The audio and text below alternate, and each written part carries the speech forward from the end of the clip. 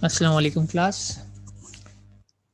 तो आज है हमारे पास लेक्चर नंबर 3 और इसमें हम आज एनालिसिस ऑफ एल्गोरिथम पर बात करेंगे। चलिए स्टार्ट कर लेते हैं कि एनालिसिस ऑफ एल्गोरिथम है क्या। ठीक है, बेसिकली एनालिसिस ऑफ एल्गोरिथम है, फिर उसी में एक हमारे पास टॉपिक टाइम कॉम्प्लेक्सिटी है और फिर टाइम कॉम्प्लेक्सिटी में ही हम वर्स्ट केस एनालिसिस पे बात करेंगे। तो एनालिसिस जैसे कि नाम ही बता रहा है कि मैं किसी चीज़ को एनालाइज करता हूँ। आपको आइडिया एनालाइज करने का मतलब क्या होता है कि उसको ऑब्जर्व करना है और उस पे से एनालाइज करने को अगर सिंपल टर्म में कहा जाए किसी भी सिस्टम को कि मैं उसको कुछ इनपुट दूंगा और उसका आउटपुट चेक करूंगा बिहेवियर। तो ये है बेसिकली एनालिसिस या ऑब्जर्वेशन। तो आज हम करने वाले हैं एनालिसिस ऑफ एल्गोरिथम। ठीक है, एनालिसिस के वर्ड से आप फेमिलियर हैं और आज हमने इसको इन कॉन्टेक्स्ट ऑफ एल्गोरिथम देखना है। तो लास्ट क्लास में अगर आपको याद हो कि हमने स्टेप वाइज रिफाइनमेंट के थ्रू एल्गोरिथम डिज़ाइन करने का तरीका देख लिया था कि किसी प्रॉब्लम को किस तरीके से एल्गोरिथम में हम कन्वर्ट कर सकते हैं।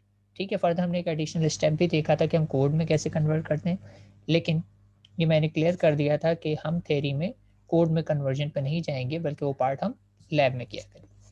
तो हम ये कह सकते हैं कि हमने लास्ट टाइम किसी भी प्रॉब्लम को कहना चाहिए कि पहले इनफॉर्मल लैंग्वेज से होते हुए फॉर्मल सूडो कोड में कन्वर्ट करना सीख लिया था। ठीक, तो अब हमें ये पता है कि एल्गोरिथम कैसे लिखा जा सकता है यूजिंग स्टेप ऑफ रिफाइनमेंट्स। चलिए जी, एल्गोरिथम तो लिख लिया।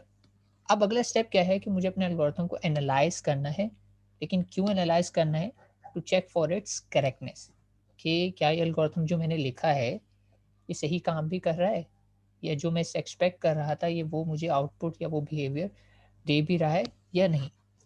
ठीक है, तो आफ्टर डिजाइनिंग एल्गोरिथम हमें उसकी करेक्टनेस को चेक करना होता है और जाहिर सी बात है इसको अगर हम चेक कर रहे हैं तो ये प्रोसीजर कहलाता है आपका एनालिसिस ऑफ एल्गोरिथम ये या एनालाइजिंग एल्गोरिथम। अब सवाल ये उठता है कि मैं एल्गोरिथम को एनालाइज कैसे। ठीक है, एक सिंपल ऑब्वियस सा तरीका तो ये है कि मैं अपने एल्गोरिथम को एनालाइज इस तरह कर सकता हूँ कि step by step her instruction को चेक कर लूँ। ठीक है, लॉजिकल करेक्शंस के लिए चेक कर लेता हूँ। यानी मैं एक्सपेक्ट कर रहा था कि मतलब ओवरऑल रिजल्ट जो आना है मेरे पास वो तो ठीक है, लेकिन अगर मुझे उसको टेस्ट करना है तो उसे ब्रेक करके step by step each and every instruction को मुझे चेक करना पड़ेगा। तो एल्गोरिथम यूजुअली इस तरीके से एनालाइज किए जा सकते हैं।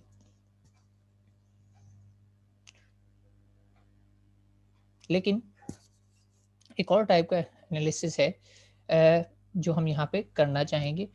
ये वाला एनालिसिस हम यहाँ पे नहीं करेंगे। स्टेप बाय स्टेप वाला एनालिसिस क्यों नहीं करेंगे, अभी आपको थोड़ी देर में आइडिया हो जाएगा क्यों नहीं करेंगे। क्योंकि इस पे बहुत सारी ऐसी डिपेंडेंसीज हैं जो हाई लेवल पे हमारे पास एक्सेसिबल नहीं होती। या यूँ कहा जाए कि यह इस कोर्स में हम इतना लो लेवल या हार्डवेयर लेवल पे जाकर एनालिसिस नहीं कर सकते, क्योंकि हमारे पास हार्डवेयर से रिलेटेड ना कोर्स है ना एक्सेस है इस कोर्स में, तो हम उस पे नहीं करेंगे। ठीक है, अगर आपने हार्डवेयर लेवल पे ये वाला एनालिसिस किया तो गालिबन आप कोई माइक्रो प्रोसेसर से रिलेटेड कोर्स या माइक्रो कंट्रोलर से रिलेटेड कोर्स में ये वाला एनालिसिस भी करेंगे जिसमें आप step by step each and every instruction को एनालाइज करते हैं। हम जो एनालिसिस करने वाले हैं वो है सिंप्लिसिटी का एनालिसिस। ठीक है, इसमें क्या होता है कि हम डिज़ाइन करते हैं अपने एल्गोरिथम को जितना सिंपल एज पॉसिबल हो सके। ठीक है, क्यों सिंपल रखते हैं? ताकि उसकी इम्प्लीमेंटेशन आसान हो सके। ज़ाहिर सी बात है सिंपल होगा तो मैं उसको कोड में कन्वर्ट ईज़िली कर पाऊँगा। ठीक है, तो हम सिंपलेस्ट पॉसिबल वे में अपना एल्गोरिथम डिज़ाइन करते हैं ताकि उसकी इम्प्लीमेंटेशन ईज़ी हो सके। लेकिन एक बात ये भी है कि ज़रूरी नहीं कि जो सिंपलेस्ट या मोस्ट स्ट्रेट फॉरवर्ड जो आपने सॉल्यूशन प्रेज़ेंट किया है, वो ही बेहतरीन सॉल्यूशन भी हो। ठीक है, simple is good but it is not the best always. ठीक है, सिंपल गुड है लेकिन बेस्ट हमेशा नहीं हो सकता। ठीक है, ज़्यादातर होता है लेकिन कभी-कभार नहीं भी होता है। क्यों बेस्ट नहीं हो सकता? हो सकता है मैंने एक इतना सिंपलेस्ट एल्गोरिथम लिख दिया है कि मेरे व्यू पॉइंट से, ये ह्यूमन व्यू पॉइंट से तो बहुत आसान है, लेकिन जब मैं उसे इम्प्लीमेंट करने जा रहा हूँ इन हार्डवेयर या इन कंप्यूटर यूजिंग प्रोग्रामिंग, तो उसकी इम्प्लीमेंटेशन बहुत मुश्किल हो रही है। ठीक है? तो आपने इस तरह का सिंपलेस्ट एल्गोरिथम भी नहीं लिखना है कि उसकी इम्प्लीमेंटेशन मुश्किल हो जाए। और furthermore there can be more than one solution to a problem. ये भी आपको पता है कि एक प्रॉब्लम को सॉल्व करने के मल्टीपल सॉल्यूशन एग्जिस्ट करते हैं। ठीक है? तो मोर देन वन सॉल्यूशन का मतलब है आपके पास मोर देन वन ऑप्शंस हैं किसी भी काम को सॉल्व करने के। तो आप कैसे कह सकेंगे कौन सा एल्गोरिथम एक दूसरे एल्गोरिथम से बेहतर है? यानी आपको एनालाइज करके बताना है कि यार ये मेरा सॉल्यूशन बेहतर है, यार ये वाला सॉल्यूशन बेहतर है, या थर्ड सॉल्यूशन बेहतर है। इस तरीके से आपको एनालाइज करना है। ठीक है? तो अब ये बातें हमारे सामने कुछ आ गई हैं कि इस तरीके से हम अपने एल्गोरिथम को एनालाइज कर सकते हैं। तो हमारे पास 2 मैट्रिक्स हैं जिसकी बेस पे हम किसी एल्गोरिथम की कहना चाहिए कि एनालिसिस करते हैं। एक चीज़ है टाइम, दूसरी चीज़ है स्पेस। यानी हम टाइम की बेस पे कॉम्प्लेक्सिटी की बेस पे अपने एल्गोरिथम को एनालाइज करते हैं, और दूसरा स्पेस की बेस पे। यानी हम कहते हैं टाइम कम ले रहा है तो अच्छा है, ये कहीं स्पेस कम ले रहा है तो बेहतर है। ठीक है? तो हमारे पास ये 2 मैट्रिक्स हैं जिसकी बेस पे हम डिसाइड करेंगे कि कौन सा एल्गोरिथम अपने अल्टरनेट सॉल्यूशन से बेहतर है। ठीक है? तो स्टार्ट कर लेते हैं, आगे बढ़ते हैं, देखते हैं कि हमारे पास इसमें मज़ीद क्या है।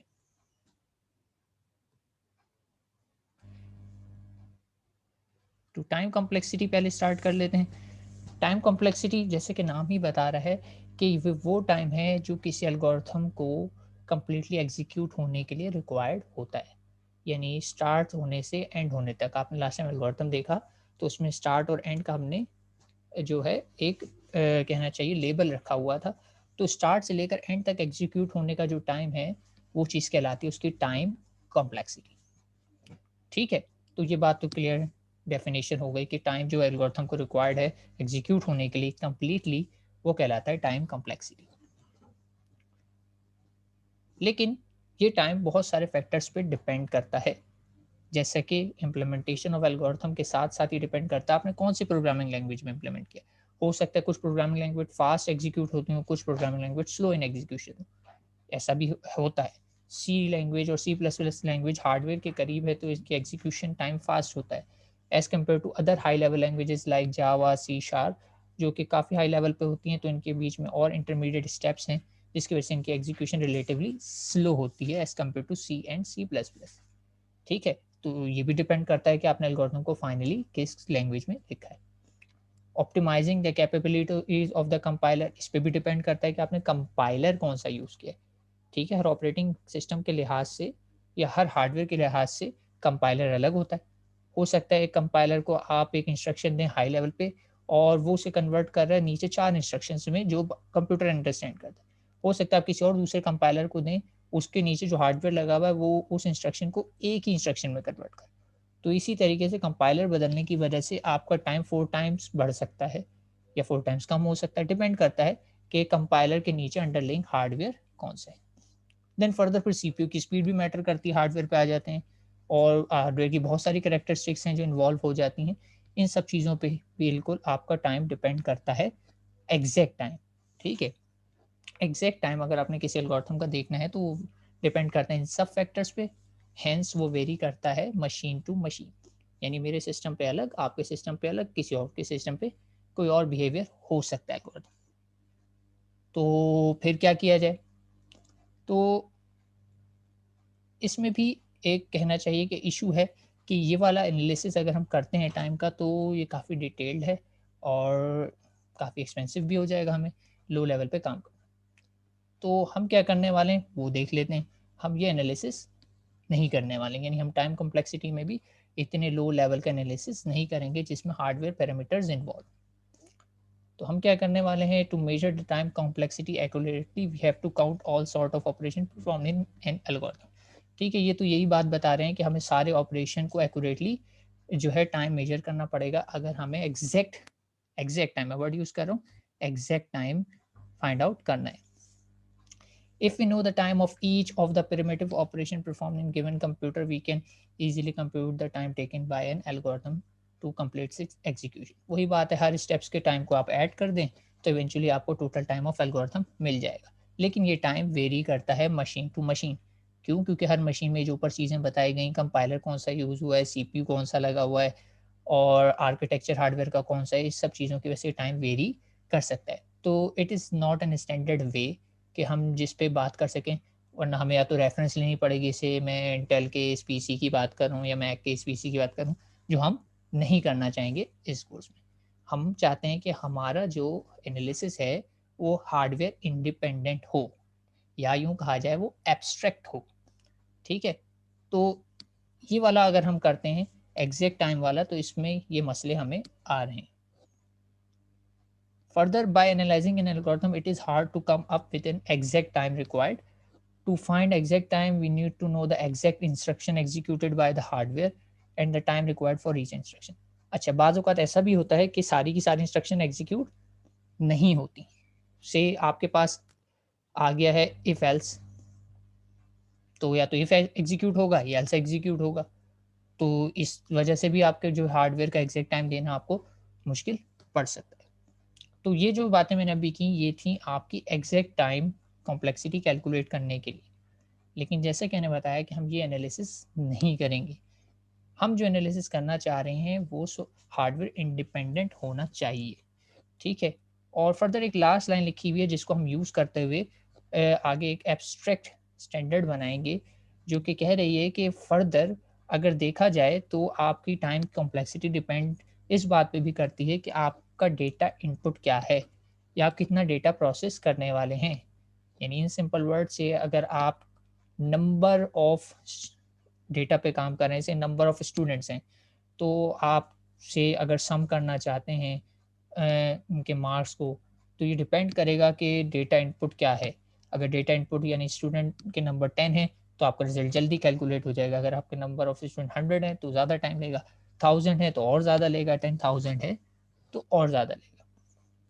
तो ये वाली बात समझ में आने वाली है कि टाइम कॉम्प्लेक्सिटी डिपेंड करती है आप कितना डेटा प्रोसेस कर रहे हैं या आपका इनपुट डेटा क्या है, ठीक है?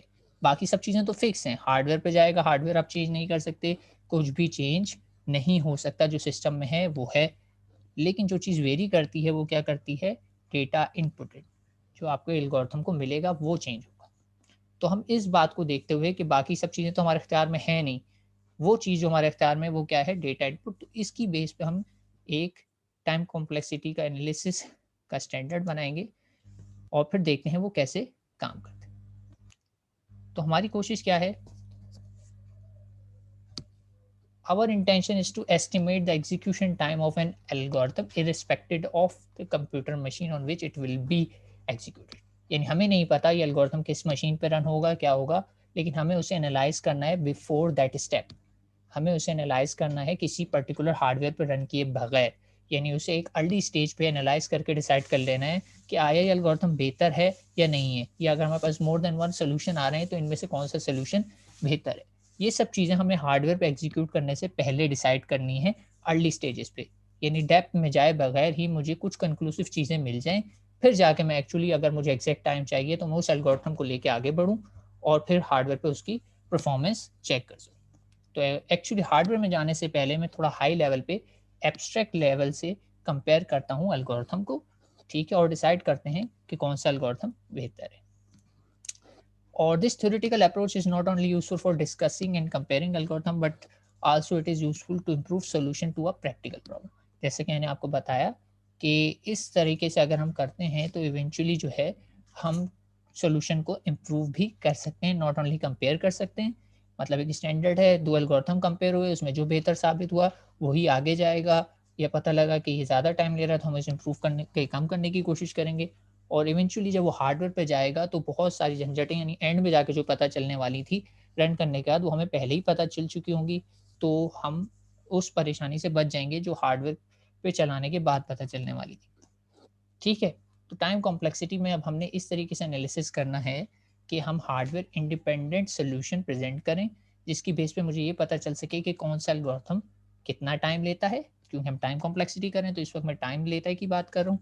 और फिर अगर हमारे पास अल्टरनेट्स आ जाते हैं तो हम देखेंगे कि कौन-सा एल्गोरिथम ज़्यादा टाइम ले रहा है या कौन-सा एल्गोरिथम कम टाइम ले रहा है। ठीक है? तो कुछ असम्पशन्स हैं यहाँ पर।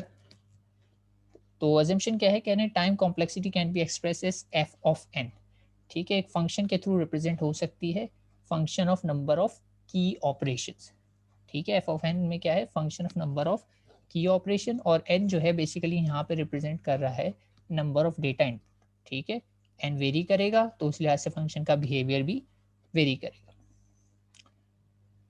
एल्गोरिथम विथ पॉलीमॉर्फिकल, ठीक है, आपके जो एल्गोरिथम आएंगे वो पॉलीमॉर्फिकल इन नेचर होंगे, उनका behaviour n cube, n square, n log n, और c to the power n, anti log, कुछ भी हो सकते हैं, ठीक है, लेकिन वो एन पे डिपेंडेंट होंगे। फर्दर एक क्लास असम्पशन जो सबसे काम की भी हो सकती है कि हर स्टेप को हम कंसिडर करेंगे single operation including conditional and repetition step. ये इसलिए लिखा है पॉइंट कि हम जब प्रोग्रामिंग में लिखते हैं तो इफ में 2 लाइंस लिखी जाती हैं तो हो सकता है किसी को कंफ्यूजन हो जाए कि ये शायद 2 स्टेप्स हैं। नहीं, ऐसा नहीं है, if is a single step, ठीक है, उसके अंदर वो सब स्टेप्स हो सकते हैं, ठीक है, आप उसको ट्रीट करेंगे। अभी हम देखेंगे एग्जाम्पल्स में कि किस तरीके से ट्रीट किया जाएगा। ठीक है, हमने बेस बना ली, हमने टाइम कॉम्प्लेक्सिटी करनी है, हमने एब्स्ट्रैक्ट वे में करनी है, हार्डवेयर इंडिपेंडेंट करनी है, कुछ एग्जाम्पशंस भी कर ली। तो अब आखिर में एक ये बात बताई हुई है कि जब आप करते हैं एनालिसिस तो 3 पॉसिबिलिटीज़ हो सकती हैं, बेस्ट केस भी हो सकता है, एवरेज केस भी हो सकता है, वर्स्ट केस भी हो सकता है। बेस्ट केस ये है कि आप बताएं कि आपका एल्गोरिथम सबसे अच्छा परफॉर्म करता है, ये वाली बात कि कम से कम इतना टाइम लेता है। बेस्ट केस का मतलब अगर टाइम की बात करें तो आप बताएँगे यार मेरा जो एल्गोरिथम है ना सबसे अच्छा जब परफॉर्म कर रहा होता है ना तो इतना बेस्ट अचीव कर लेता है, यानी इतने कम टाइम में कर लेता है।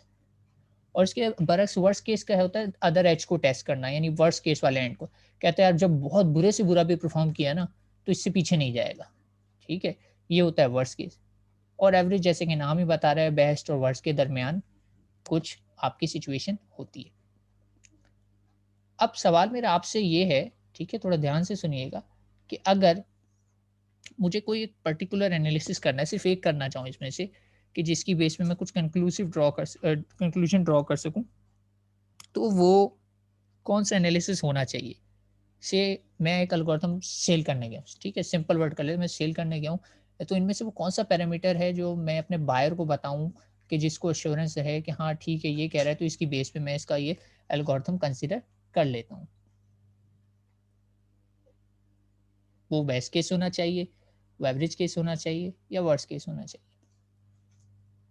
तो पिक वन और मुझे चैट बॉक्स में इसका आंसर दीजिए।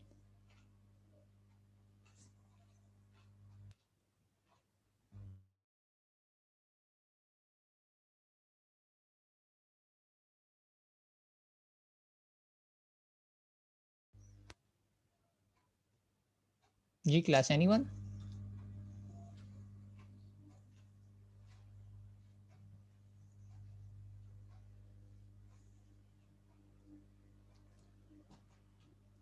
ब्लैंक? आप लोगों को मेरी आवाज आ रही है?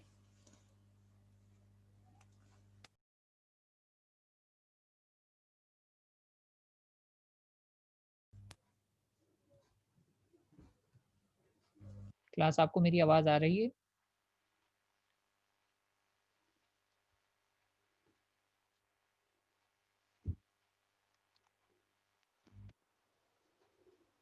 ठीक है, तो मैं ही बता देता हूँ इसका आंसर। इसका आंसर है worst case analysis. Worst case analysis क्यों है इसका आंसर, ये भी बता देता हूँ। बात यह है कि आपने एक एल्गोरिथम लिखा, ठीक है, अब आप कहते हैं किसी को यार ये बेस्ट जो है ना, से आप कहते हैं इसका बेस्ट जो है ये 1.2 सेकंड्स में, ठीक है, यानी 1.2 सेकंड्स या 12 सेकंड्स कह लेते हैं चलें, ये 12 सेकंड्स में जो है ना रिजल्ट बेस्ट जनरेट कर देता है, लेकिन आप वर्ड्स का कोई पॉइंट नहीं बताते। यूजर ने आपकी मशीन पे देखा, ठीक है, और वो आपका एल्गोरिथम ले गया। अब वो घर जाके जब अपनी मशीन पे चलाता है, आपने बताया था बेस्ट 1.2 आ सकता है, ठीक है, यानी अच्छे से अच्छा। जब अपनी मशीन पे रन करता है तो उसके पास आता है 1.4, 1.7, 2.0, इस तरह के रिजल्ट्स आते हैं। वो कभी भी बेस्ट अचीव नहीं कर पाया, ठीक है, उसने बेस्ट अचीव नहीं किया। आपने बताया था अच्छे से अच्छा ही हो सकता है, लेकिन आपने बुरे की बात नहीं बताई थी, और बुरे में हो सकता है आपका 5 सेकंड्स तक चला जाए। तो इस पे क्या होगा, आपका बायर खुश होगा या बुरा मनाएगा? ऑब्वियस सी बात है कि वो बुरा मनाएगा, क्योंकि आपने बताया था कि ये इतना अच्छा परफ़ॉर्म कर सकता है, लेकिन ये नहीं बताया था ये कितना बुरा परफ़ॉर्म भी कर सकता है।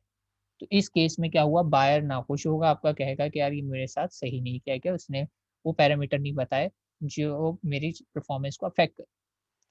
इसके बरक्स दूसरा बंदा ये बताता है कि यार ये जो मेरा एल्गोरिथम है, ये बुरे से बुरा जो है 1.17 सेकंड तक परफ़ॉर्म करेगा। ठीक है, उसने क्या बताया, बुरा पैरामीटर, यानी इससे बुरा तो हो ही नहीं सकता। वर्स्ट केस बता दिया, उसने वर्स्ट केस टेस्ट करा हुआ है। अब उससे कोई ले जाता है एल्गोरिथम, वो रन करता है, तो हो सकता है उसको 15 सेकंड्स मिल जाए, हो सकता है उसको 10 सेकंड में काम मिल जाए, हो सकता है 12 मिल जाए, डिपेंड करता है उसके डेटा। लेकिन ज़्यादा से ज़्यादा भी अगर उसका टाइम हुआ तो वो क्या जाएगा, 17 सेकंड, क्योंकि उसको बुरे से बुरा परफॉर्मेंस मैट्रिक्स जो है वो पता था। तो इस वजह से क्या होगा, बायर जो है वो खुशी होगा, क्योंकि बुरे से बुरा उसको पता था पहले से कि ये हो सकता है मेरा, लेकिन उसके पास अच्छे की इम्प्रूवमेंट की गुंजाइश है। उससे कम भी टाइम आ सकता है, लेकिन उसको पता है इससे ज़्यादा टाइम नहीं आएगा। तो that's why worst case scenario जो है वो मीनिंगफुल है हमारे लिए, कि हम ये पता लगा लें कि बुरे से बुरा हमारा एल्गोरिथम ये ज़्यादा से ज़्यादा टाइम कितना ले सकता है, ठीक है? लेगा नॉर्मली वर्स्ट केस से कम ही, और अगर हमारे बैड लक भी रही तो सबसे ज़्यादा टाइम दिया भी तो वर्स्ट केस के मुताबिक ही होगा। तो इसीलिए हम जो डिस्कस करने वाले हैं इन केसेस में से वो डिस्कस करेंगे वर्स्ट केस सिनेरियो, ठीक है? तो स्टार्ट कर लेते हैं, वर्स्ट केस सिनेरियो पे क्या है हमारे पास? तो वर्स्ट केस एनालिसिस क्या होता है? इसे स्टार्ट कर लेते हैं बाय किसी एग्जांपल को लेते हैं और उस पे देखते हैं ये कैसे काम करता है। तो ये मेरे पास एक सिंपल एल्गोरिथम लिखा हुआ है, कोई भी एल्गोरिथम हो सकता है, मैंने एक यहाँ पे सिंपल सा एल्गोरिथम लिया है, और ये एल्गोरिथम का काम क्या है, एनालाइज करना है आपको, ठीक है? क्या एनालाइज करना है, इन array of numeric value data, ठीक है? नेम डेटा इज गिवन, अच्छा ये बता रहे हैं कि एक एरे है, ठीक है, जिसका नाम डेटा है, यानी एल्गोरिथम में जहाँ जहाँ डेटा का वर्ड यूज होगा वो एक एरे का नेम है, ठीक है? फाइंड द लार्जेस्ट वैल्यू, ठीक है, कह रहे हैं आप लार्जेस्ट वैल्यू इसमें फाइंड करें, यानी मैक्सिमम वैल्यू कौन सी है, and equation of the maximum value. तो डेटा इस एल्गोरिथम में एक एरे का नाम है, मैक्सिमम आपकी मैक्सिमम वैल्यू होल्ड करेगा, और लोकेशन आपकी उसकी इंडेक्स को होल्ड करेगा, किसकी, मैक्सिमम वैल्यू। तो बिफोर गोइंग इनटू एल्गोरिथम, थोड़ा सा मैं आपको समझा देता हूँ कि ये एल्गोरिथम में हो क्या रहा है। तो हो ये रहा है कि इससे कंसीडर ये एक एरे है आपके सामने, ठीक है? रैंडम डेटा मैंने इसमें रख दिया है। अब मुझे आपको ये बताना है कि एल्गोरिथम ये काम कैसे करता है। तो मेरे पास एक एरे है और उसके अंदर कुछ डेटा मौजूद है। तो सबसे पहले तो ये एल्गोरिथम क्या करता है, सबसे पहली वैल्यू को अज़्यूम कर लेता है कि यही मेरी सबसे बड़ी वैल्यू है, ठीक है? इसने ये अज़्यूम कर लिया कि 5 इज़ द मैक्सिमम वैल्यू। अब इसका काम क्या है कि इस बात को मेक श्योर करना कि इसने जो 5 को कंसीडर किया है, इसने सही कंसीडर किया है कि यही सबसे बड़ा नंबर है। और अगर ऐसा नहीं है तो ये अपने आप को अपडेट कर लेगा आगे वाले नंबरों से। तो इसको अब कंपैरिजन करना है सारे आगे वाले नंबरों से, यानी अब इस अपने आप से तो कंपैरिजन का कोई फायदा नहीं है। ये कंपैरिजन स्टार्ट करेगा नेक्स्ट वाले नंबर से, यानी इंडेक्स नंबर 1 से। तो इसने कंपेयर करना है 7 से, 7 के बाद 2 से, 2 से बाद 9 से, 3 से, और इसने सबसे कंपेयर करना है जब तक कि एरे एंड ना हो जाए। तो सबसे पहले इसने कंपैरिजन किया 7 से। तो ये कह रहा है मैं मैक्स हूँ, और मैक्स के पास वैल्यू क्या मौजूद है, 5। क्या 5 की वैल्यू लेस देन 7 है? Yes it is true, 5 is less than 7। तो मैक्सिमम में 5 नहीं होना चाहिए, बल्कि मैक्सिमम में क्या होना चाहिए, 7 होना चाहिए, क्योंकि 7 इज ग्रेटर देन 5। क्योंकि मैं मैक्सिमम फाइंड करना चाह रहा हूँ तो मैक्स के पास बड़ा नंबर होना चाहिए। तो इस वक्त कंपैरिजन हो रहा है 5 और 7 का। तो 5 और 7 में बड़ा कौन सा नंबर है, 7। तो इस स्टेप में क्या होगा कि मैक्सिमम अपनी वैल्यू अपडेट कर लेगा, और अपडेट करके क्या कर लेगा, 7 कर लेगा, ठीक है? और 7 चूंकि मेरी मैक्सिमम है, तो एरे में भी मैं हाईलाइट कर देता हूँ कि 7 मेरा अपडेटेड मैक्सिमम वैल्यू है, ठीक? फिर इसके बाद यही साइकिल अगली आइट्रेशन में जाएगी, और ये आगे बढ़ेगा और कंपैरिजन करेगा 2 से, ठीक है? मैक्स कह रहा है मैं 7 हूँ, और एरे की जिस इंडेक्स से कंपेयर हो रहा है वो है 2, तो मैक्स इज ग्रेटर देन 2। तो मैक्स ग्रेटर है तो मैक्स को चेंज करने की ज़रूरत नहीं है और ये इस आइटरेशन में कुछ भी नहीं करेगा और सिंपली आगे बढ़ के नेक्स्ट इंडेक्स पे चला जाएगा। फिर दोबारा चेक होगा, मैक्स कह रहा है मैं 7 हूँ और कंपेयर कर रहा है जिस नंबर से है वो 9। तो क्या मैक्स इज़ ग्रेटर देन 9? या कहा जाए 7 इज़ ग्रेटर देन 9? नहीं, ऐसा नहीं है। मैक्स के पास जो वैल्यू है वो छोटी है और जिस नंबर से कंपेयर हो रहा है उससे बड़ा है, तो इधर डेफिनिटली मैक्स को अपडेट करने की ज़रूरत है।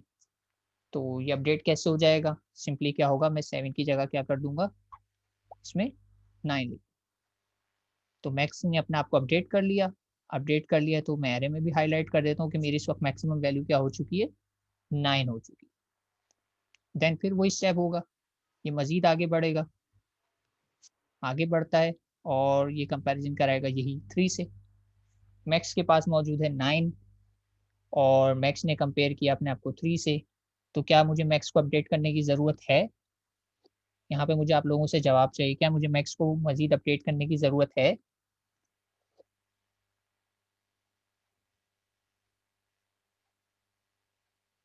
जी क्लास,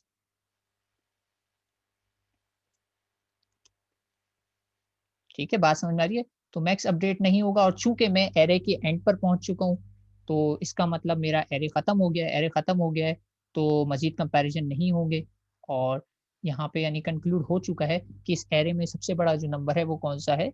9 है और जो कि हमें देखने से भी पता लग ही रहा है, ठीक है? ये तो हम देख के बता रहे हैं कि इसमें सबसे बड़ा नंबर 9 है।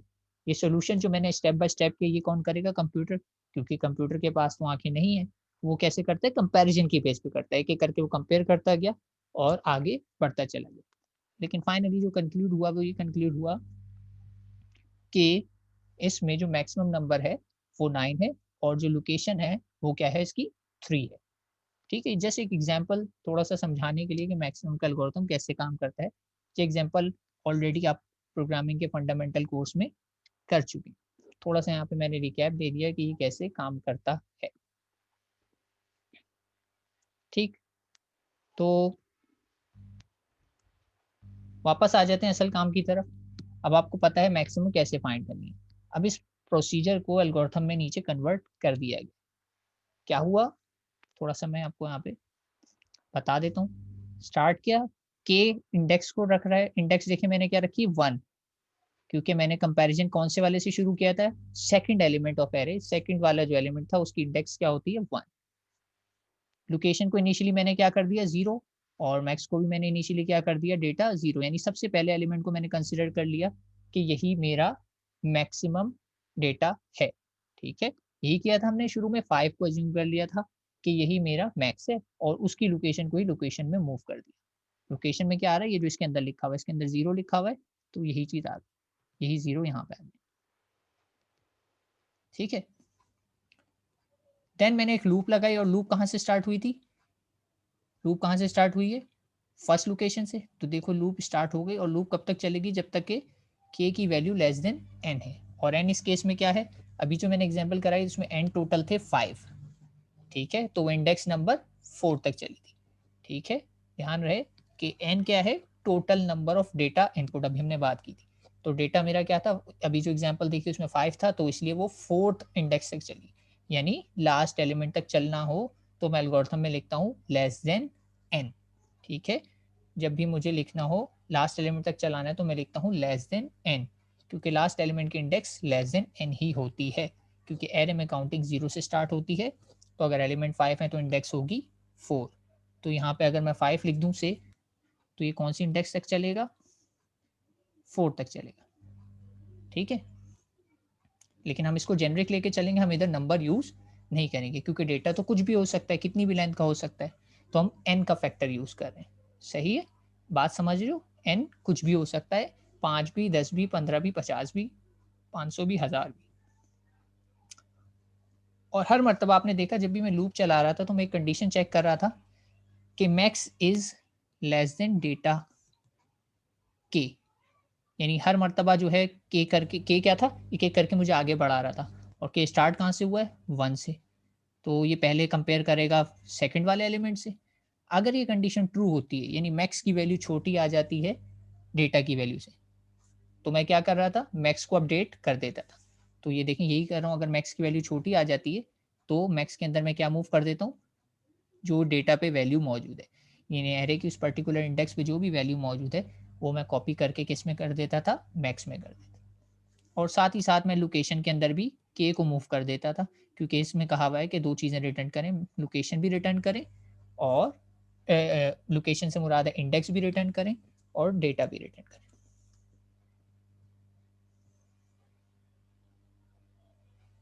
ठीक है फ़ाहम, कोई इशू नहीं है। ठीक है, बात समझ में आ रही है? जब जब ये कंडीशन ट्रू होती थी मैं मैक्स को अपडेट कर देता हूँ। ठीक है, और स्टेप 4 सिंपली क्या है, मैं लूप को इंक्रीमेंट कर रहा हूँ, k equals to k plus 1। और लूप देखें कहाँ से कहाँ तक चल रही है, स्टेप 3 एंड स्टेप 4। तो लूप के अंदर सिर्फ क्या क्या आएगा, यहाँ से लेकर यहाँ तक है मेरी लूप, और लास्ट जो फिफ्थ स्टेटमेंट है वो लूप का पार्ट नहीं है, वो सिर्फ तभी एग्जीक्यूट होगा जब मेरी लूप एंड हो जाएगी। तो जब मेरी लूप एंड हो जाएगी तो मैं सिंपली क्या प्रिंट कर दूंगा, लोकेशन एंड मैक्सिमम को प्रिंट कर दूंगा। तो मैं सिंपली क्या कर दूंगा, लोकेशन को और मैक्सिमम को प्रिंट कर दूंगा। ठीक है, तो इस एल्गोरिथम को आपको मैंने समझा दिया। ठीक है, लेकिन ये आप ऑलरेडी कोडिंग में कर चुके हैं इन प्रीवियस प्रोग्रामिंग कोर्स।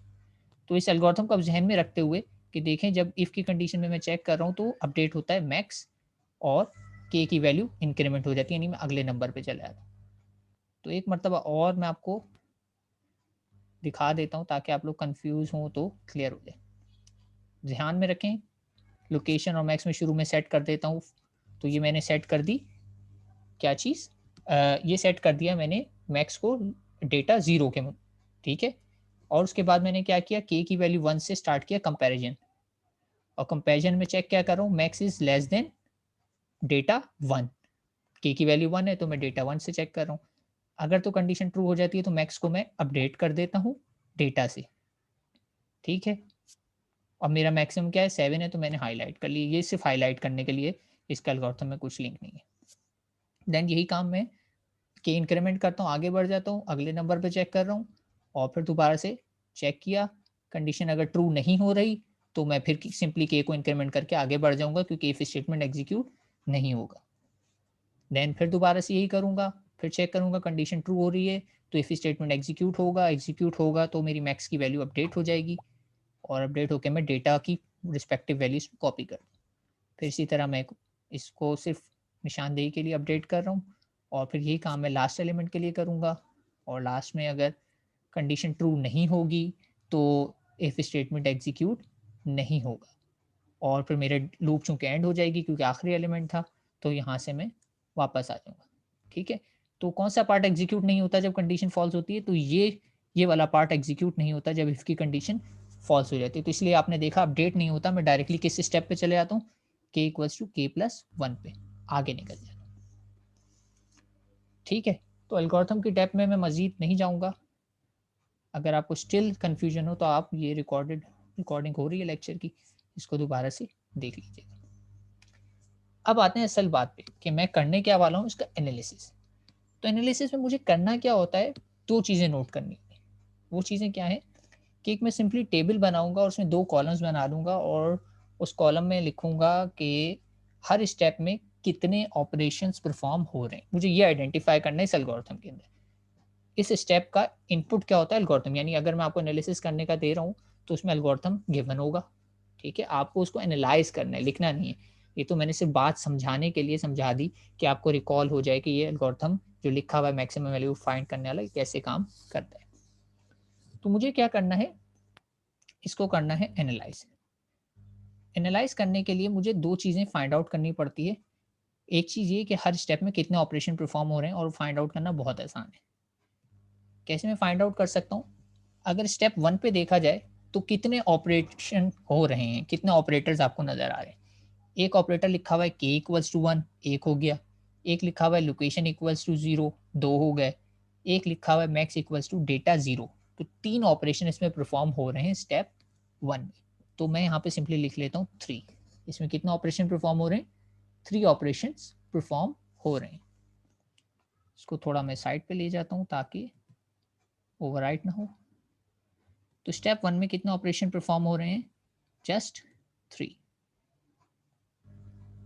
ठीक, इसके बाद अगर स्टेप 2 की बात की जाए, इसके बाद अगर स्टेप 2 की बात की जाए तो इसमें कितने ऑपरेशन परफॉर्म हो रहे हैं, रिपीट करें स्टेप 3 एंड स्टेप 4 वाइल के लेस देन एन।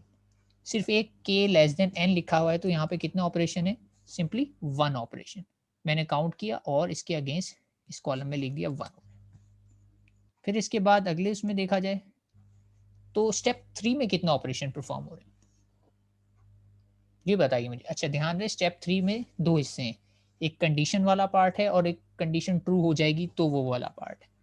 तो मुझे बताइए कि इसमें कितने ऑपरेशन परफॉर्म हो रहे हैं।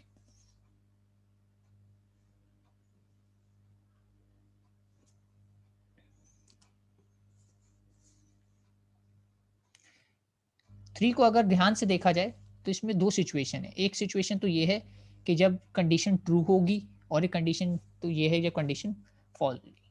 तो थ्री में अगर कंडीशन फॉल्स हो जाती है तो सिर्फ एक स्टेप आता है, ऐसे ही है ना। सिर्फ चेक क्या होगा कि max is less than data के। लेकिन अगर कंडीशन मेरी फॉल्स हो जाती है, ट्रू हो जाती है, सॉरी ट्रू हो जाती है, तो उस केस में मेरे पास कितने ऑपरेशन आएंगे।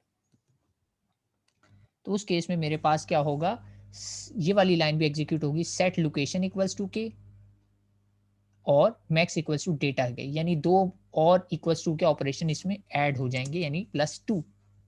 तो इसमें क्या होगा, 2 एडिशनल आ जाएंगे। सही है। अब सवाल ये है कि मैं कौन सा लिखूं, मुझे तो नहीं पता कब डेटा ट्रू होगा कब डेटा फॉल्स होगा। ठीक है, तो ध्यान से देखा जाए तो इसका आंसर आ रहा है 1+2। 1 इसके लिए आ रहा है, ठीक है। 1 तो इसकी वजह से आ गया, ये एक ऑपरेशन है 1, और एक ऑपरेशन ये लिखा हुआ है, एक ऑपरेशन ये लिखा हुआ है। अगर ये कंडीशन ट्रू हो जाती है तो 2 इसकी वजह से आएगा। ये 1 तो हमेशा ही आ रहा है, इस 2 को डिपेंड करता है कंडीशन पे ट्रू होना। ट्रू होगी तो ये 2 ऐड होगा वरना नहीं होगा, ये वाला केस। यानी टोटल 3 ऑपरेशंस इसमें पॉसिबल हैं। अब आपसे मेरा सवाल ये है कि मैं क्या कंसीडर करूं, 1 कंसीडर करूं या 3 कंसीडर करूं। जी क्लास, मैं 1 कंसीडर करूं या 3 कंसीडर करूं। इसको आप ऐसे भी ले सकते हैं कि ये वाला चीज़ है 3A और ये कह लेते हैं 3 का B। ए और बी में इसको ब्रेक कर लेते हैं।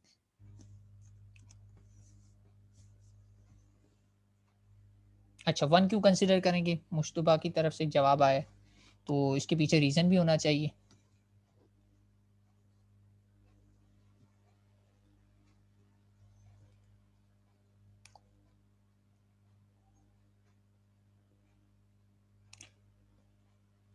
फर्दर डिपेंडेंट है। अच्छा, अब देखो उसी सिनेरियो को याद करो जो अभी थोड़ी देर पहले मैंने बताया था कि हम कर रहे हैं वर्स्ट केस सिनेरियो। ठीक है, डिपेंड तो करता है। अब लेकिन मैं अंदाज़ा तो नहीं लगा सकता ना, डेटा तो मुझे पता नहीं, डेटा तो रन टाइम पे आएगा। कि हो सकता है डेटा ऐसा आ जाए कि सारा का सारा डेटा जो हो असेंडिंग ऑर्डर में अरेंज हो, यानी पहला डेटा 1 है, दूसरा 2 3 4 5 6 7। तो इसका मतलब है कि हर मर्तबा क्या होगा, ये इफ़ की कंडीशन ट्रू हो जाएगी। और हर मर्तबा ये इफ़ की कंडीशन ट्रू होने का मतलब है कि हर मर्तबा जो मेरा टाइम है वो क्या बन रहा होगा, 3 3 3 3 3। और यूज़र को अगर आपने टाइम कॉम्प्लेक्सिटी 1 के लिहाज से दे दी और आपने कहा कि भाई ज़्यादा से ज़्यादा ये टाइम लगेगा, लेकिन उसने जो डेटा दिया वो असेंडिंग ऑर्डर में, तो इसका मतलब है उसका टाइम तो उस टाइम से बढ़ जाएगा जो टाइम आप उसे देने वाले। ठीक है, तो वर्स्ट केस का मतलब क्या है कि जब भी आपको ये डिसाइड करना हो, इफ़ आ जाए तो आपने ये देखना हो कि इफ़ करूँगा तो कम टाइम लग रहा है, एल्स करूँगा तो ज़्यादा टाइम लग रहा है, तो आपने हमेशा टाइम कौन-सा कंसीडर करना है, ज़्यादा वाला कंसीडर करना है। क्योंकि हम उसे वर्स्ट केस देने वाले हैं, ज़्यादा से ज़्यादा। हम जब असम्पशन ज़्यादा लेके चलेंगे तो एट द एंड हमेशा ज़्यादा तो नहीं आता ना, कभी-कभी कम आएगा तो उसको इवेंचुअली रिज़ल्ट बेहतर मिल जाएगा। तो यहाँ पे हम वर्स्ट केस एनालिसिस कर रहे हैं तो हम ज़्यादा वाला टाइम कंसिडर करेंगे। यानी स्टेप 3 के अंदर टाइम टोटल कितना आ रहा है, कितने ऑपरेशंस आ रहे हैं? 3 ऑपरेशंस आ रहे हैं। ठीक है? 1 लेस देन का और 2 इक्वल्स टू के। ठीक है, वर्स्ट केस सिनेरियो है इसीलिए हम इसमें वर्स्ट कंसीडर करेंगे, यानी ज़्यादा से ज़्यादा टाइम जिस ब्रांच में निकल रहा होगा वो वाली ब्रांच कंसीडर करेंगे। कम टाइम वाली ब्रांच नहीं कंसीडर करेंगे, यानी मैक्सिमम ऑफ ऑल ब्रांचेस ले लेंगे। तो इसलिए यहाँ पे टाइम आ गया मेरे पास 3। देन फर्दर आगे बढ़ता हूँ, स्टेप 4 में कितने ऑपरेशन है? जी क्लास, स्टेप 4 में कितने ऑपरेशन है?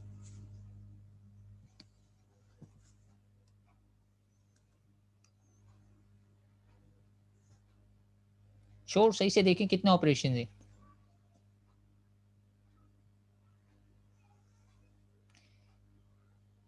स्टेप 4 में एक्चुअली 2 ऑपरेशन है।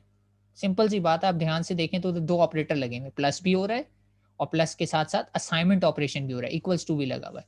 तो इसमें मेरे पास कितना ऑपरेशन है? 2 ऑपरेशन है। तो इसमें मैं 2 लिखूँगा, एक प्लस के लिए लिखूँगा और एक इक्वल्स टू के लिए लिखूँगा। तो इंक्रीमेंट में बेसिकली मेरे पास 2 ऑपरेशन और स्टेप 5 में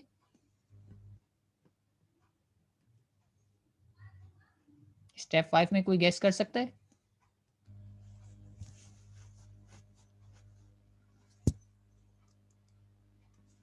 ठीक है, स्टेप 5 में भी 2 हैं क्योंकि 2 प्रिंटफ लगे हुए हैं, ठीक है? लोकेशन भी प्रिंट करानी है मुझे, मैक्सिमम भी प्रिंट कराना है, तो मैं इसको अज़्यूम करूँगा कि 2 प्रिंटफ या 2 वैल्यूज़ को प्रिंटफ करा रहा हूँ, तो इसलिए यहाँ पे भी मैं ऑपरेशन ले लेता हूँ 2। हैं ऑपरेशन इसमें, हर चीज़ में ऑपरेशन है। एक चीज़ होती है एक्सप्लिसिट ऑपरेशन, एक चीज़ होती है इम्प्लिसिट ऑपरेशन। एक्सप्लिसिट को पहचानने का तो तरीका ये है कि मैं ऑपरेटर्स देख के निशानदेही कर लेता हूँ कि ऑपरेटर लगा हुआ है तो ये ऑपरेशन है। लेकिन इम्प्लिसिट ऑपरेशन क्या है? मैं प्रिंट कर रहा हूँ, ये भी तो एक ऑपरेशन है, मैं स्कैनफ कर रहा हूँ, ये भी तो एक ऑपरेशन है। तो ये भी 2 प्रिंटफ हैं, तो ये 2 ऑपरेशंस हैं, ठीक है? तो प्रिंटफ, स्कैनफ भी ऑपरेशंस होते हैं। जितनी मर्तबा प्रिंटफ करेंगे या जितनी वैल्यूज़ को प्रिंटफ करेंगे, आपने उतने ऑपरेशंस कंसीडर करने। जितनी मर्तबा स्कैनफ करेंगे या जितनी वैल्यू को स्कैनफ करेंगे, आप उसको भी ऑपरेशंस कंसीडर करेंगे। तो ये हो गए 2 ऑपरेशन। ये तो हो गया मेरा ईज़ियर पार्ट। मुझे ऑपरेशन फाइंड आउट करने थे, मैंने कर लिए। दूसरी चीज़ क्या है? कॉलम। दूसरा कॉलम जो है उसमें मैंने फाइंड आउट करनी है आइटरेशन। यानी मुझे ये पता लगाना है, ये हर ऑपरेशन तो ठीक है, लेकिन ये पता लगाना है कि हर स्टेप कितनी मर्तबा एग्ज़ीक्यूट होगा। यानी मुझे अपने एल्गोरिथम में ये भी एनालाइज़ करना है कि हर स्टेप कितनी मर्तबा एग्ज़ीक्यूट होगा। 1 दफ़ा होगा, 2 दफ़ा होगा, n टाइम्स होगा, 5 टाइम्स होगा, ये देखना है। तो अब ज़रा इस पे थोड़ा-सा फ़ोकस कर लेते हैं। ठीक है, अब ये मैं ऑपरेशन वाली चीज़ क्लियर कर देता हूँ ताकि मैं आपको टाइम वाली चीज़ बता सकूँ। ठीक है, ये हो गई क्लियर। अब अगर आप स्टेप 1 को देखें, मुझे बताइए ये कितनी मर्तबा एग्ज़ीक्यूट हो सकता है? यानी प्रोग्राम जब रन होगा ये कितनी दफ़ा होगा? ये सिंपल इनिशियलाइज़ेशन और इनिशियलाइज़ेशन आपको पता है, हर प्रोग्राम के अंदर हर स्टेटमेंट जो है एक ही दफ़ा एग्ज़ीक्यूट होता है क्योंकि प्रोग्रामिंग मेरी सीक्वेंशियल है। रिगार्डलेस कि अगर मैंने लूप यूज़ ना की हो तो हर स्टेटमेंट मेरा एक ही दफ़ा एग्ज़ीक्यूट होता है। यानी आसान तरीका क्या है? आप ये देखें कि जो कोड लूप के अंदर नहीं है, वो कोड जो है सिर्फ़ एक ही दफ़ा एग्ज़ीक्यूट होगा। तो पहले तो ये देख लो, पहला स्टेप लूप के अंदर नहीं है, ये भी एक ही दफ़ा एग्ज़ीक्यूट होगा और इसके अलावा स्टेप 5 लूप के अंदर नहीं है, तो ये भी एक ही दफ़ा एग्ज़ीक्यूट होगा। ठीक है? ये बात तो अंडरस्टूड सी है क्योंकि लूप के अंदर नहीं है तो एक ही दफ़ा होगा। जब रिज़ल्ट कैलकुलेट हो जाएगा तो एक ही दफ़ा प्रिंट आएगा। लेकिन अगर ये प्रिंटफ का स्टेटमेंट मैं set k equals to k+1 से पहले लिख दूँगा तो ये मल्टीपल टाइम प्रिंट होगा। लेकिन ऐसा अभी फ़िलहाल नहीं है, तो मैंने सिर्फ़ लिख दिया 1। अब आते हैं स्टेप 2 पर। स्टेप 2 कितनी मर्तबा एग्ज़ीक्यूट होगा? स्टेप 2 कितनी दफ़ा एग्ज़ीक्यूट होगा? या चलो स्टेप 2 छोड़ो, आसानी कर देता हूँ, मुझे बताओ स्टेप 4 कितनी दफ़ा एग्ज़ीक्यूट होगा? ठीक है, इसके लिए ना आपको ये दिखा देता हूँ, इससे आप ज़्यादा समझ जाओगे। इस एग्ज़ाम्पल को देखो और मुझे बताओ कि k+1 कितनी दफ़ा हुआ था? जब इनिशियली मैंने स्टार्ट किया था, तो k मेरा यहाँ पर था, इस जगह पर। k मेरा इस जगह पर था। फिर k इंक्रीमेंट होके यहाँ आ गया, फिर यहाँ आ गया, फिर यहाँ आ गया। तो आपने देखा कि k जो है, इसमें कितने 5 एलिमेंट थे तो कितनी दफ़ा इंक्रीमेंट हुआ? 4 टाइम्स हुआ, ठीक है? तो ये जवाब मुझे मिला है कि k जो है 4 टाइम्स होगा, ठीक है? लेकिन इसको जनरलाइज़ करना है। जनरलाइज़ करने का मतलब ये है कि 5 थे तो 4, 10 होंगे तो 9, 100 होंगे तो 99, 1000 होंगे तो 999, n होंगे तो कितना होगा? यानी इसको मैं अगर पूछना चाहूँ आपसे n की टर्म में तो कितना होगा? यानी अगर मेरे पास एलिमेंट है n, तो k वाले स्टेप कितनी मरतबा एग्जीक्यूट होगा? बड़ा सिंपल सी बात है, एक कम हो रहा था ना हमेशा, तो सिंपली मैं क्या लिखूंगा, n-1। बात समझ में आ रही है? 5 एलिमेंट थे तो 4 दफा हुआ, 10 एलिमेंट होंगे तो 9 दफा होगा, 100 एलिमेंट होंगे तो 99 टाइम, यानी 99 दफा होगा। तो इसका मतलब है मैं ये कह सकता हूँ कि ये हमेशा एक कम टाइम चलेगा, क्योंकि पहला एलिमेंट तो मैं कंसिडर कर ही नहीं रहा। तो इसके लिए जो मैं वर्ड लिखूंगा वो लिखूंगा n-1, यानी जेनरिक। मैंने कहा था ना, मुझे नहीं पता मेरा डेटा कितना होगा, डेटा वेरी कर सकता है, तो मैंने यहाँ पे एक जेनरिक टर्म लिखी n-1। बात समझ में आई? जी क्लास, ये बात समझ में आई? मैंने n-1 क्यों लिखा यहाँ पर?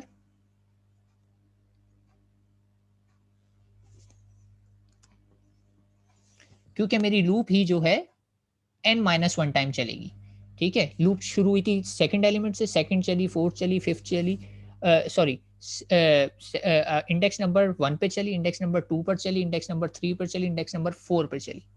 ठीक है, तो टोटल हो गए 4, टोटल एलिमेंट थे 5, तो ये चली 4 टाइम्स।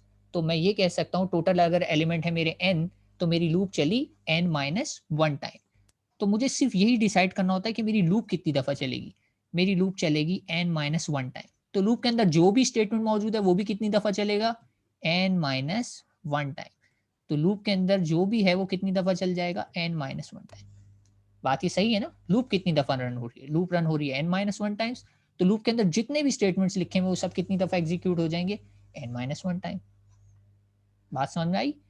लूप के अंदर स्टेटमेंट 3 मौजूद है, तो लूप जितनी मरतबा भी एग्जीक्यूट होगी वो भी एग्जीक्यूट होगा। लूप के अंदर स्टेटमेंट 4 है, तो लूप जितनी मरतबा भी एग्जीक्यूट होगी वो भी एग्जीक्यूट होगा। तो स्टेप 2, 3, 4 इन सब के लिए लिख लिया मैंने n-1। बात समझ में आई है? जी क्लास, n-1 की बात समझ में आ गई कि लूप जितनी मरतबा रन होगी उतनी दफा ही लूप की बॉडी में मौजूद हर स्टेटमेंट एग्जीक्यूट होगा। ठीक है। अच्छा, एक और बात समझने वाली ये है, मैं बात कर रहा हूँ इस स्टेटमेंट की, ये स्टेटमेंट कितनी मर्तबा चेक किया जाएगा, ये कोई बता सकता है मुझे?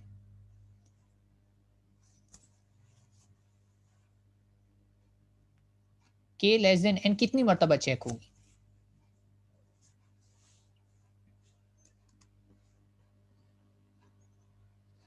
जब तक कंडीशंस फॉल्स नहीं हो जाती। बिल्कुल ठीक है, जब कंडीशन फॉल्स होगी तब भी तो ये चेक होगी ना।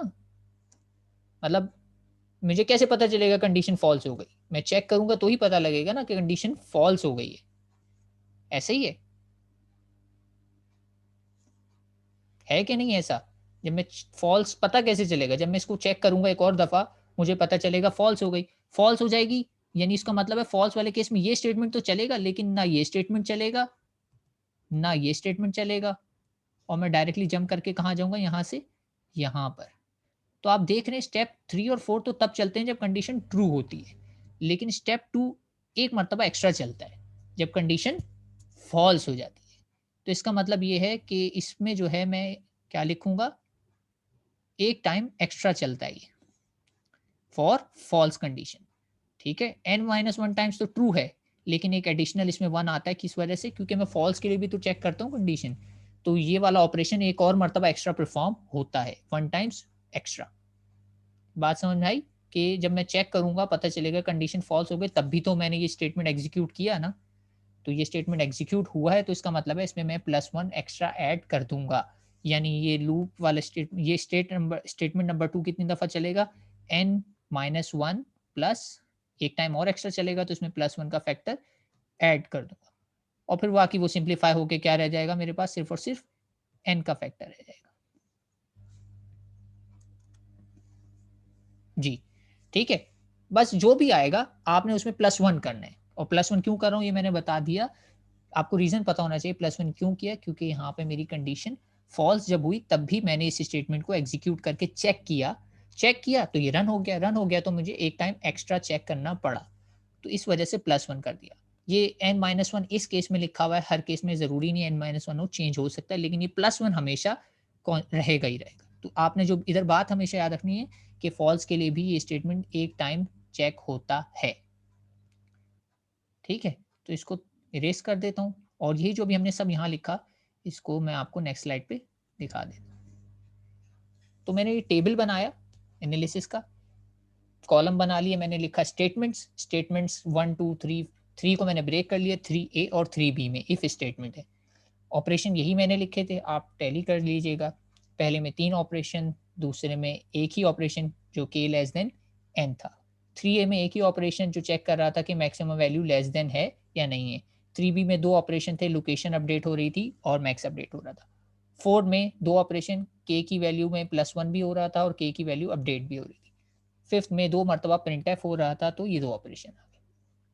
आइट्रेशंस की बात करें तो स्टेप 1 और स्टेप 5 लूप के बाहर थे, तो आप देख सकते हैं दोनों में क्या लिखा हुआ है, स्टेप 1 में भी 1 लिखा हुआ है और स्टेप 5 में भी 1 लिखा हुआ है। स्टेप 2 जैसे कि मैंने बताया क्या था, n-1 था और उसमें वो +1 जो मैंने अभी एक्स्ट्रा ऐड किया फॉल्स होने की वजह से, तो उस वजह से क्या हुआ, ये दोनों 1 ने एक दूसरे को कैंसिल आउट कर दिया और ये सिंपली क्या रह गया, n रह गया।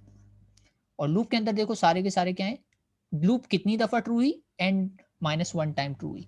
3 को मैंने 2 हिस्सों में लिखा हुआ है, ए और बी करके, कोई फ़र्क नहीं पड़ता, आप एक ही लाइन में लिख लें। आप यहाँ डायरेक्ट 3 लिख लेंगे तब भी यही रिज़ल्ट बनेगा और अलग-अलग करके लिखेंगे तब भी यही रिज़ल्ट बनेगा। तो मैंने इन स्टेप्स को, पहली एग्ज़ाम्पल है इसलिए इसको सेपरेट करके लिख दिया है। तो ये सारे n-1 ही हैं। लूप के बाहर वाला भी n-1 था लेकिन +1 एक्स्ट्रा आने की वजह से वो n रह गया। अब मेरा काम सिंपली क्या है, ऑपरेशंस को मल्टीप्लाई कर देना है आइटरेशन से, यानी इन दोनों के दरमियान प्रोडक्ट ले लेना है। तो इनको मैं प्रोडक्ट लेता हूँ, 3 multiply by 1 is 3, 1 multiply by n is n, 1 multiply by n-1 is n-1, 2 multiply by n-1 is 2n-2, 2 दोनों से मल्टीप्लाई हो रहा है, ठीक है, यानी इसको आप ब्रैकेट करके मल्टीप्लाई करेंगे। 2 multiply by n is 2n और 2 मल्टीप्लाई बाय -1 इज -2 और इसका रिजल्ट भी इसी तरह 2n-2 और लास्ट का रिजल्ट 2 और बाकी सबको मैं सिर्फ सम कर लूँगा तो मेरे पास एक इक्वेशन आ जाएगी और वो इक्वेशन डिपेंडेंट होगी सिर्फ और सिर्फ n पर। वो इक्वेशन डिपेंडेंट होगी n पर और इस वक्त मेरा जो fn आ रहा है वो आ रहा है 6n। ठीक है, ये सिंपल है, ये करना आसान था, ये कोई इशू नहीं था। इससे पहले वाली स्लाइड ही चैलेंज थी, सारी बात वहीं पे। अब सिर्फ मैं आप लोगों से एक ऐसी सवाल पूछना चाहता हूँ, देखते हैं कि आप अभी आंसर कर सकते नहीं। एक एल्गोरिथम से जो भी मैंने सॉल्व किया इसका आंसर आ रहा है 6n। एक एल्गोरिथम और है जिसका आंसर आ रहा है 6n प्लस 2। एक एल्गोरिथम आ रहा है, चलें आसानी रखता हूँ, 6n माइनस 3। ठीक है, ध्यान रहे कि ये सब चीज़ें टाइम कॉम्प्लेक्सिटी, यानी 6n ये बता रहा है ये इतना टाइम लेगा और 6n प्लस 2 ये बता रहा है ये भी दूसरा एल्गोरिथम है, कोई इतना टाइम लेगा। तीसरा एल्गोरिथम एक और है 6n माइनस 3, ये इतना टाइम लेगा। अब आपसे मेरा सवाल ये है कि इसमें से कौन सा वाला एल्गोरिथम आप प्रेफर करेंगे, 6n वाला, 6n प्लस 2 वाला या 6n माइनस 3 वाला? एक ऐसी ही क्वेश्चन है ये जानने के लिए कि आप लोगों को बात समझ में आ रही है या नहीं। तो चैट बॉक्स में जल्दी से बता दीजिए, फिर हम लेक्चर को कंक्लूड करते हैं।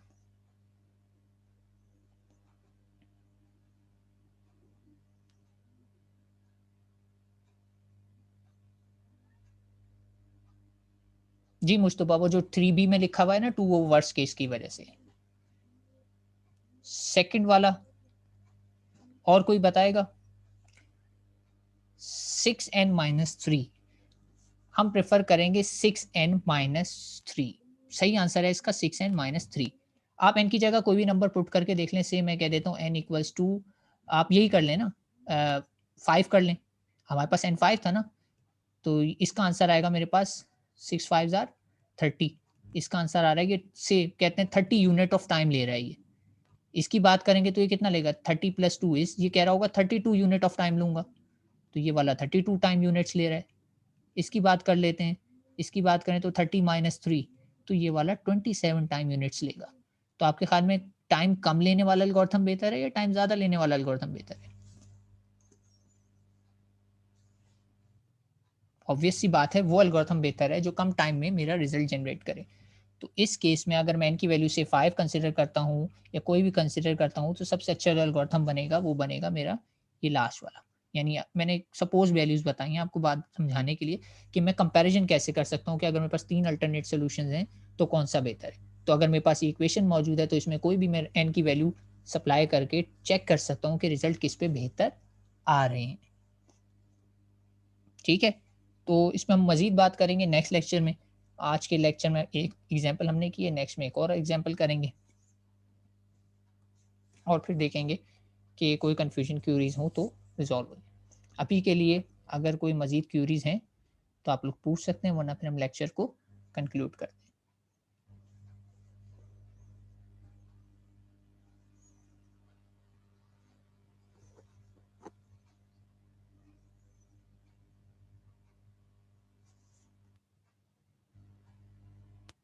जी क्लास, एनी कन्फ्यूजन और queries? Shall I conclude the lecture?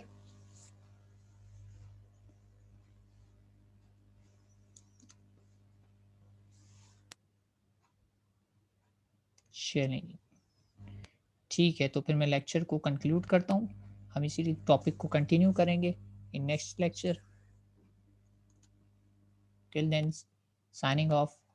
अल्लाह हाफ़िज़।